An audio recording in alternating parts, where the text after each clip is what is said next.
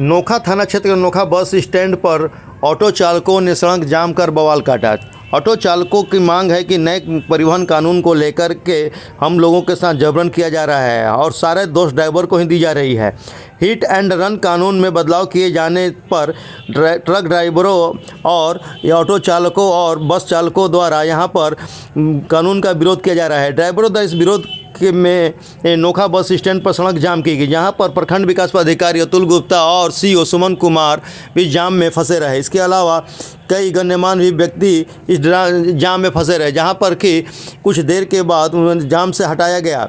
दरअसल भारतीय न्याय संहिता 2023 में हुए संशोधन के बाद हिट एंड रन मामलों में दोषी ड्राइवर को 10 साल तक कैद और 7 लाख रुपए तक जुर्माना का प्रावधान है।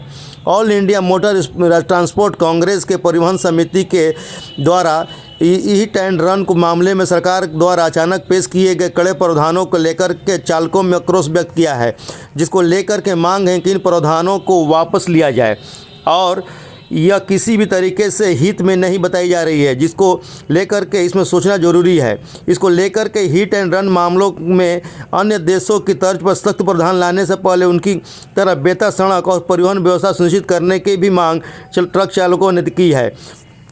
ट्रक चालक, बस चालक और ऑटो चालकों ने इस कानून को हटाने की मांग की है।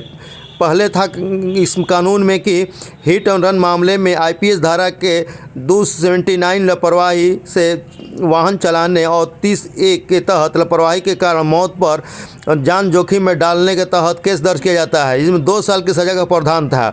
विशेष केस में आईपीसी धारा 302 के तहत भी जोड़ा जाता था। संशोधन के बाद 104 और 2 की हिट एंड रन की घटनाओं के बाद यदि कोई आरोपी घटनास्थल से भाग जाता है, पुलिस या मजिस्ट्रेट को सूचित नहीं करता तो उसे 10 साल की सज़ा की भुगतनी होगी और जुर्माना देगा होगा।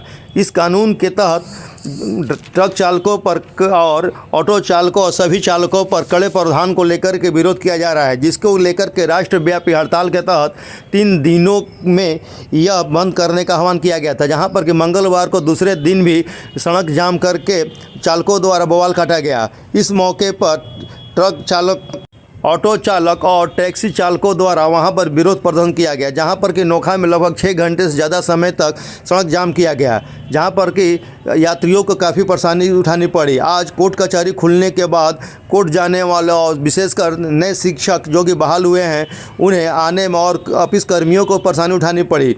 यहाँ पर देखा गया कि ऑफिस के कार्यकर्ताओं द्वारा जो कि कर्मचारी थे, उन्हें अधिकारियों की गाड़ी से और कार्यालय पहुंचाया गया, क्योंकि सड़क जाम होने के कारण लोग परेशान दिखाई दिए। लेकिन कार्यालय कर्मियों को अपने कार्यालय आनी थी और जिनके पास बाइक थी वो आ गए, जिनके पास बाइक नहीं थी, आने में असमर्थ थे, उन्हें किसी तरीके से आने के लिए मजबूर दिखाई दिए। जहाँ पर कि निजी गाड़ियों को भी भाड़े पर लेकर के पहुँचे, जो कि महंगी भाड़े पर देकर के जाने के लिए मजबूर दिखाई दिए। विशेषकर सरकारी कर्मियों द्वारा देखा गया कि वे अपने कार्यालय पहुंचने के लिए काफ़ी परेशान दिखाई दिए और नए शिक्षक जो कि योगदान करने के बाद स्कूल में और बीआरसी जा रहे थे, उन्हें वे ट्रेन से तो नोखा पहुंच गए, लेकिन वहां से और कहीं दूसरे जगह जाने के लिए उन्हें परेशानी का सामना करना पड़ा।